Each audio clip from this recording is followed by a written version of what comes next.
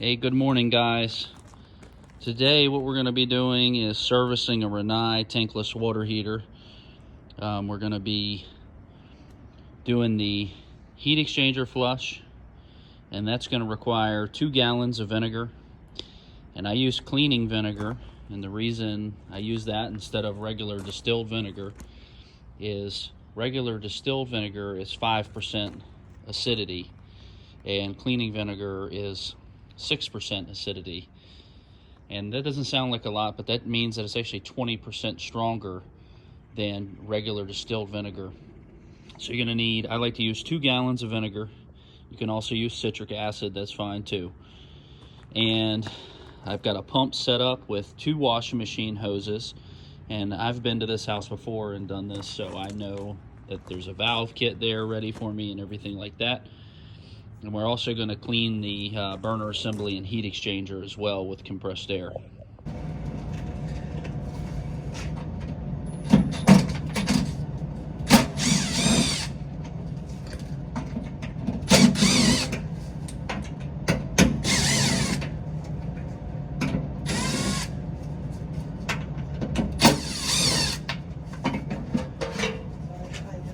Oh, you're fine.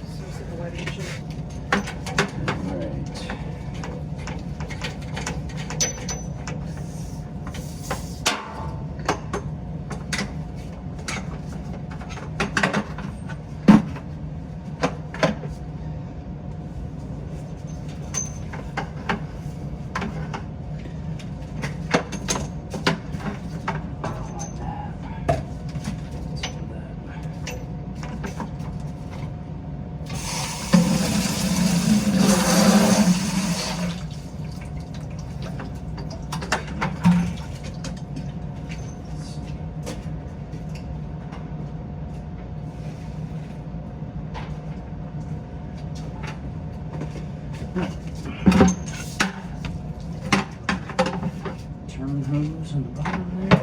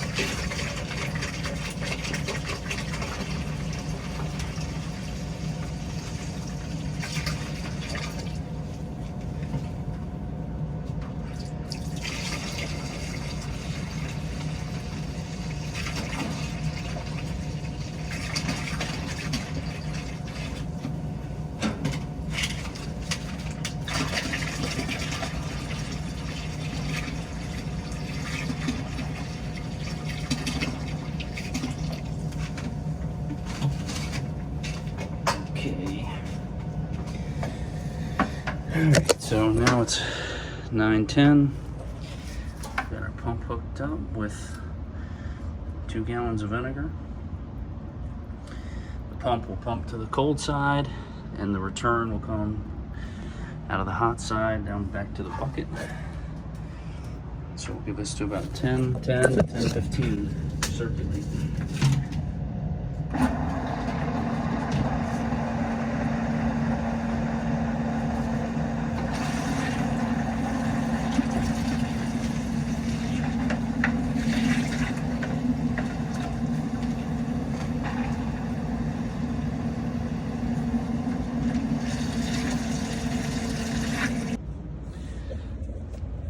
So we've been going an hour there. We definitely can see how dirty they got from running there for an hour. So another important part is cleaning out this pump when you put it away, so that way it doesn't get all seized up from the acid. But and it actually gets pretty warm, just that motor running down there. But now we're gonna get it flushed out with some clean water. So just another view of all the vinegar. You can see all the scale and debris it pulled out of there. The bucket was clean when we started. And I'm gonna get this all cleaned out, ready for the next use. All right, so I got the fresh water hooked back up, blowing reverse through the pump. We're just gonna flush that out so we don't leave any vinegar in there. But this pump is, it's all plastic, so we shouldn't have any problems with things seizing up, but just best to flush it out, keep it clean. You can see I've already flushed out this hose. As you can see, this one here, that's the one that was down in the bucket. So you can see it's taken the protective finish off of the end there. So you can see how aggressive that stuff is. So you definitely just want to wash everything off, make sure you don't leave anything on there. You want to be able to use this for a while. You know, probably get 20 flushes out of it before you end up breaking something from the acidity. But just good to keep everything fresh and clean here. And then we'll wash off the exterior of the pump and the inside of the bucket and wipe it dry and put everything back.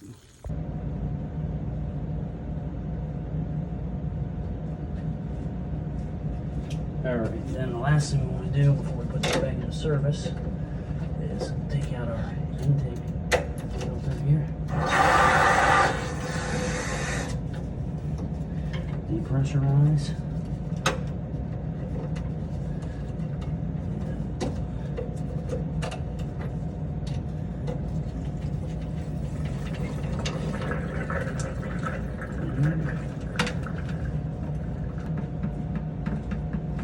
Alright, so blew that out with compressed air. Now, I put a little bit of silicone grease on that O-ring that's on there.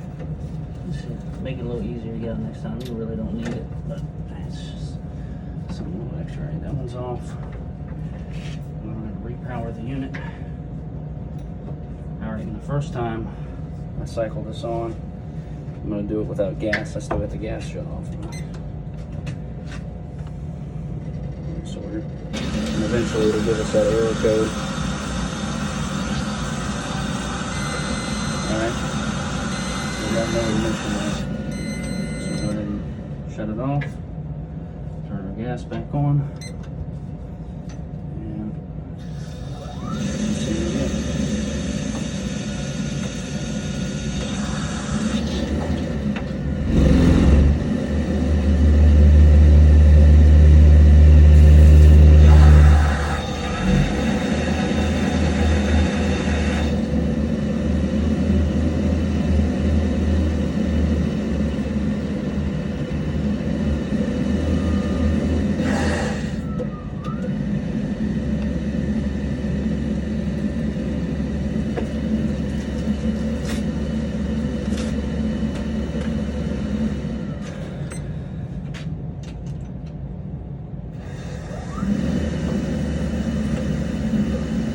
Number one is your flow rate.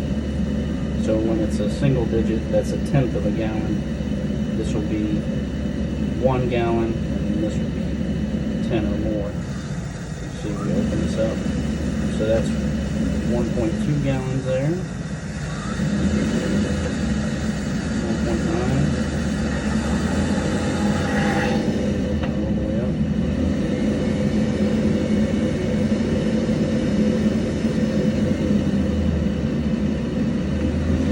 So now we're flowing all the way wide open, 6.3 gallons per minute at 120 degrees.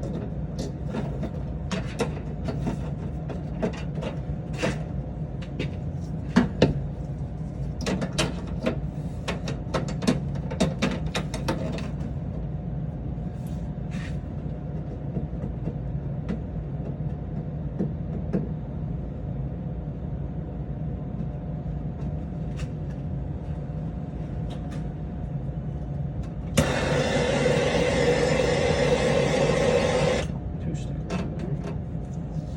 Let's see.